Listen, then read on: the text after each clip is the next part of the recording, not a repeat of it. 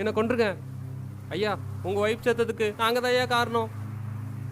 Chain எடுத்தது இவன், வண்டி ஓட்டினதுன்னா அந்த குற்ற உணர்ச்சினா தாங்க முடியலங்கய்யா.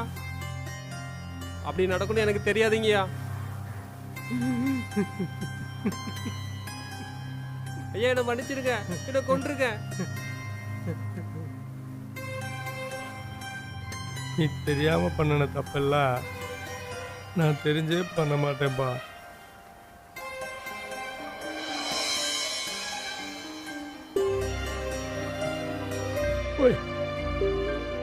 ஐயா ஐயா